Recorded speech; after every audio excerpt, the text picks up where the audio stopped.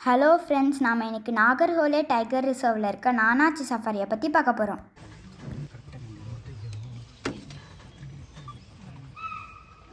இந்த நானாச்சி கேட் குட்டா சைடில் இருக்குது. குட்டான்றது நார்த்து வயநாட்டில் இருக்க ஒரு இடம்.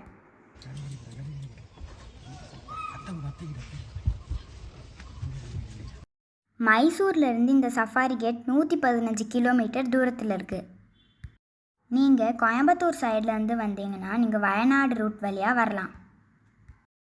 டைகர் பார்க்குறதுக்கு இது ரொம்ப ஏற்ற இடம். நாங்கள் இங்கே பஸ் சஃபாரி சூஸ் பண்ணோம். லேட் ஈவினிங்கில் வைல்டு கேட் பார்க்குற பாசிபிலிட்டி ரொம்ப ஜாஸ்தி.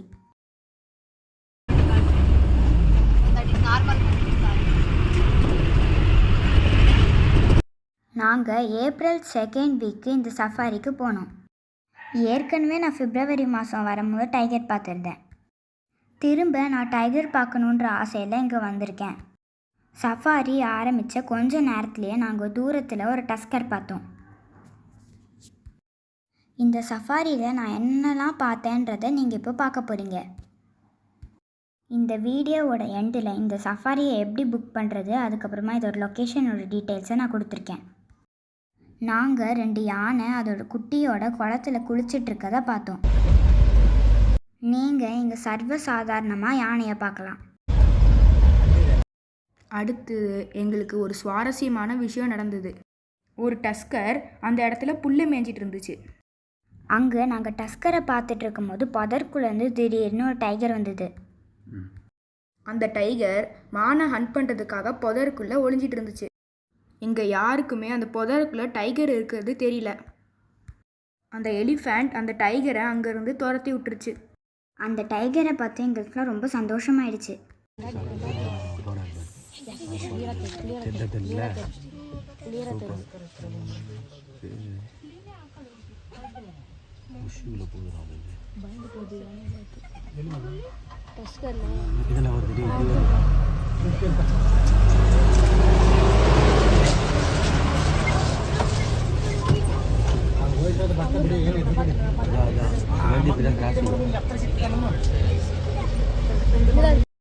அடுத்த 2 நிமிஷத்தில் எல்லா சஃபாரி வெஹிக்கிளும் அங்கே தான் இருந்தது.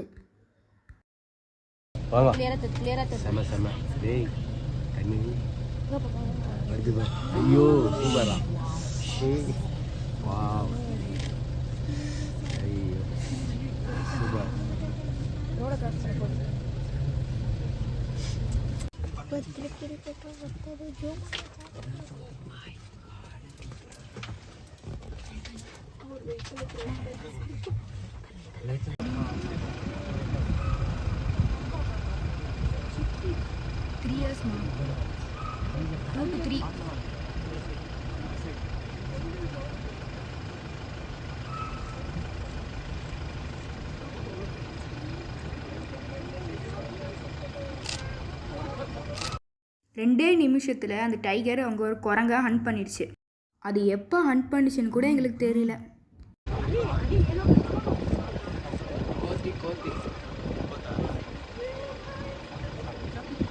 அது ஒரு புதருக்குள்ளே டக்குன்னு மறைஞ்சு போச்சு. அதுக்கப்புறமா 5 நிமிஷம் கழிச்சு அது திருப்பி புதருக்குள்ளேருந்து வெளில வந்தது. கிட்டத்தட்ட 1/4 மணி நேரம் அந்த டைகர் அங்கேயே சுற்றிட்டு இருந்துச்சு.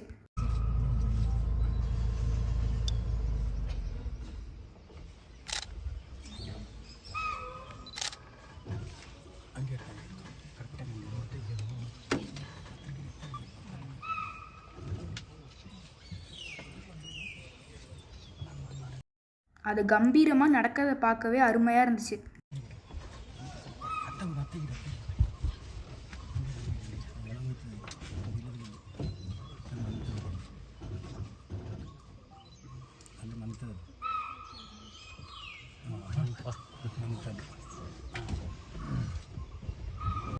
டைகர் அங்கே புதருக்குள்ளே போனதுக்கப்புறம் அங்கே ஒரு இந்தியன் கார்டு வந்தது.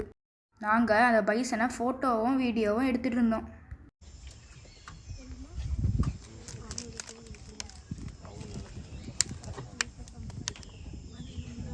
ಸ್ವಲ್ಪ அட்டாக் பண்ண போகுது.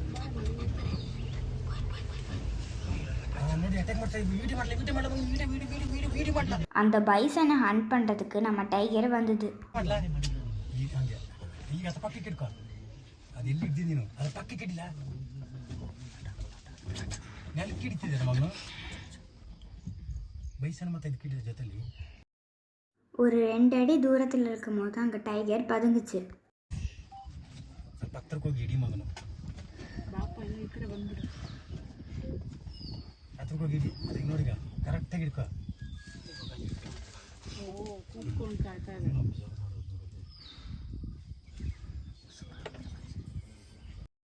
டைகரை பைசன் பார்த்துட்டு அதை முட்டுற மாதிரி மிரட்டுச்சு.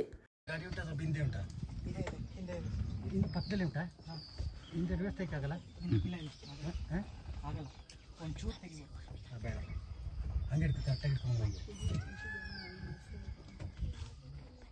ಅಂತ ಉಂಟದು ಅದೇನು ಮಾಡ್ಬೋದು,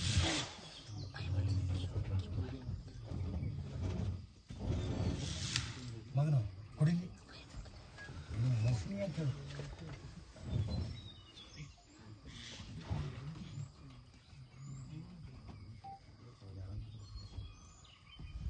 டைகர் அந்த பைசனை ஹண்ட் பண்ணுறதுக்கு அதுக்கு பின்னாடி பக்கமாக போச்சு.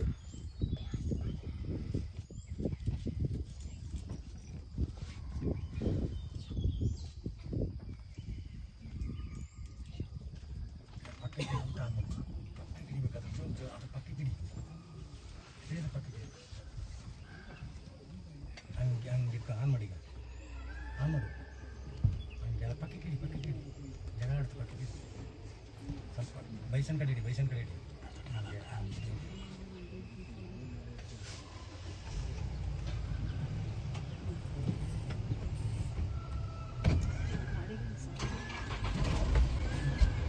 ಗಾಡಿ ಉಂಟ ನೋಡಿ, ಗಾಡಿ ಉಂಟು ನೋಡಿ, ಗಾಡಿ ಉಂಟ ನೋಡಿ ಅಂತ. ಹಾಂ ಯಾವುದಿಲ್ಲಲ್ಲ,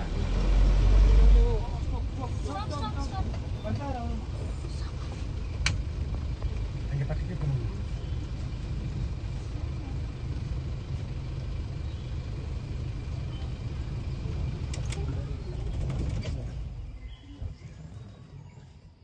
பக்கக்கடி அங்கே நிறையா சஃபாரி வண்டி வந்ததுனால சஃபாரி வண்டியோட சத்தத்தில் டிஸ்டர்ப் ஆன டைகர் புஷ்ல இருந்து வெளியே வந்தது.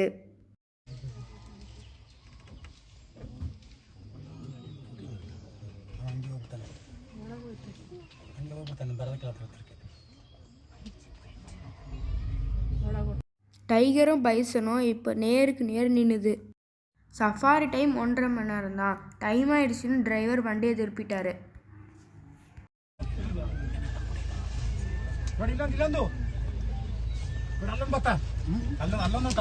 நாங்கள் திரும்பி போகிற வழியில் ஒரு சாம்பார் மானி எங்களை கிராஸ் பண்ணுச்சு.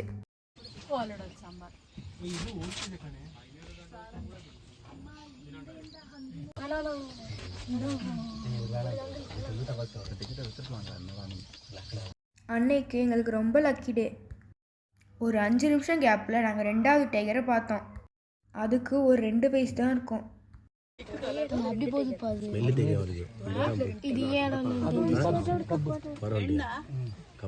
அதுக்கு அடுத்த நாள் நாங்கள் மார்னிங் சஃபாரி போனோம். போன கொஞ்ச நேரத்திலேயே ஒரு யானை கூட்டத்தை பார்த்தோம்.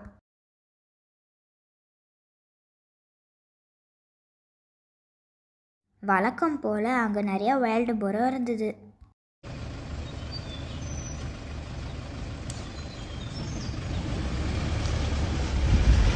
காலையில் கூட்டம் கூட்டமாக பைசன் இருந்தது.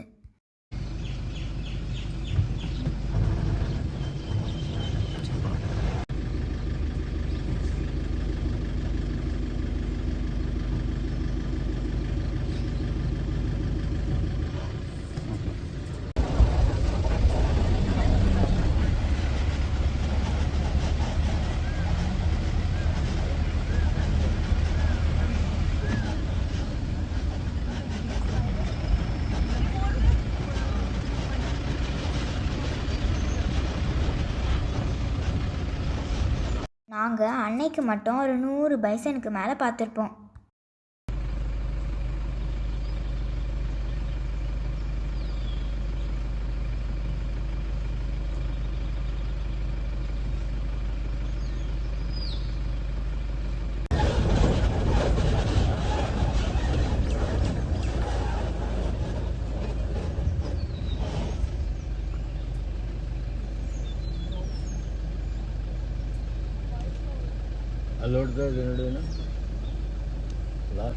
எனக்கு பைசனை பார்த்து போர் அடிச்சே போச்சு. எங்களால் மார்னிங் டைகரை பார்க்க முடியல.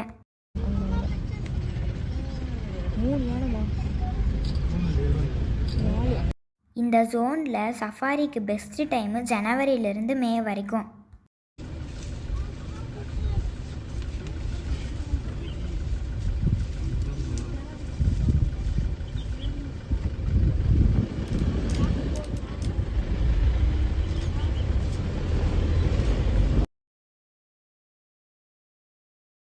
ஆன்லைன் புக்கிங் லிங்க்கை நான் டிஸ்கிரிப்ஷனில் கொடுத்துருக்கேன்.